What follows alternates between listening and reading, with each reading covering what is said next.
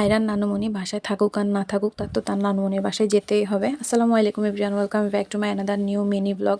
কেমন আছেন সবাই? আলহামদুলিল্লাহ, আল্লাহর রহমতে আমরাও ভালো আছি। নোয়াখালীতে আমরা 5 দিন থাকার পরে আমার খালাতো বোনের সাথে আমরা ব্যাক করি, যেহেতু আমার স্টুডেন্ট একজন অ্যাডমিশন টেস্ট দিবা আর দুইজন হচ্ছে, একজন নিউটনে আর একজন পরীক্ষার্থী, যার জন্য আমি চলে আসি। আসার পরে পরের দিনই চলে আসি আম্মুর বাসায়। আসার পরে দেখি যে আম্মুর গাছগুলো সব শুকিয়ে গিয়েছে, অন্যদিকে আব্বুর কবুতরগুলো খাওয়ার না পেয়ে তারা বাহিরে অসহায়ের মতো বসে আছে।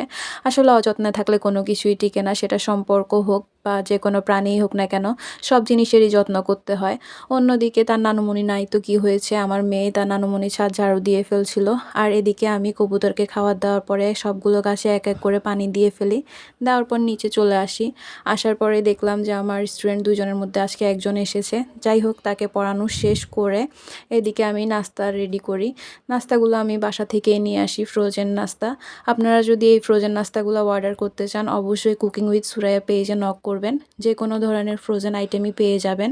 আমার যেহেতু এখান থেকে ফিরতে ফিরতে প্রায় সন্ধ্যার পর হয়ে যাবে, আর আমার মেয়েরও খিদা লেগে যাবে, যার জন্য আমি নাস্তাগুলো বাসা থেকে নিয়ে আসি। আর আম্মু থাকলে তো আমি পড়ানোর টাইমটাতে আমার বোনে বা আম্মু নাস্তা রেডি করে ফেলে, আর যাওয়ার আগে না খেয়ে যেতেও দেয় না।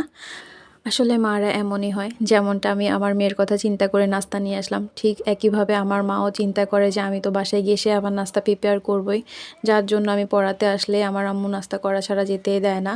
আমি সপ্তাহে 4 দিন পড়াই, এছাড়াও দেখা যায় যে বেশিরভাগ দিনে আম্মু বলবে যে আয়রা আসে নাই, ভালো লাগতেছে না, চলে আয়। মানে আমার অফ ডেগুলোর দিনও কোনো না কোনোভাবে আমাকে ওই বাসায় যেতেই হয়। আর এছাড়াও আম্মুরা যখনই বাড়িতে যায় বাসার চাবি আমাকে দিয়ে যায়, যাতে কোনো প্রয়োজন হলে আমি যেতে পারি। এই তো এদিকে কথা বলতে বলতে আমার নাস্তাগুলো রেডি হয়ে গেল। এরপরে মা মেয়ে বসে একসাথে আমার হাতে বানানো ফ্রোজেন আইটেমগুলো একসাথে খেলাম। আর চিকেন নাগেটস, এটা আমার মেয়ের খুবই পছন্দ, তার পছন্দের নাস্তাগুলোর মধ্যে এটা একটা, যার জন্য এটা একটু বাড়িয়ে এনেছি এবং তার জন্য আনলাম। এর আগেও আরেকদিন এসেছি, ওই রুমগুলো আমি গুছিয়ে গিয়েছিলাম, এই রুমটাতে আসলে গোছানো হয় নাই, যার জন্য আজকে এই রুমটাও গুছিয়ে ফেললাম। কারণ আমার মেয়ে বললো সে একটু মাসা দেখবে, তাই ভাবলাম আগে আম্মুদের বিছানাটা গুছিয়ে নিই। এই তো এটা আমার বোনের রুম, যেখানে আমরা আসলেও থাকি, ওই রুমটাও গুছিয়ে নিলাম। আর আব্বু মেবি তেলাপোকার ওষুধ দিয়ে গিয়েছিল, যার জন্য আমি যখনই আসি না কেন অনেকগুলো তেলাপোকা মরে পড়ে থাকে, যার জন্য আসলে আমি চেষ্টা করি ঘরটাকে ঝাড়ু দিয়ে যাওয়ার। আর অন্য কোনো দিকে যদি কোনো ময়লা থাকে সেগুলো ক্লিন করে দিয়ে যাওয়ার চেষ্টা করি। কারণ নোয়াখালীর বাড়িটাও যেমন আমার বাবার শখের বাড়ি, এটাও আমার বাবার আর একটা শখের বাড়ি, যেটা হচ্ছে চট্টগ্রামেই।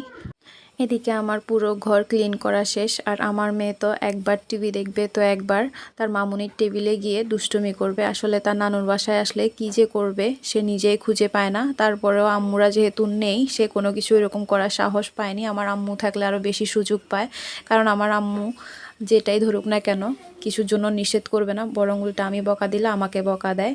আর এখন আম্মু না থাকায় বেচারি সেই সুযোগটা পাচ্ছে না। আজকের ভিডিও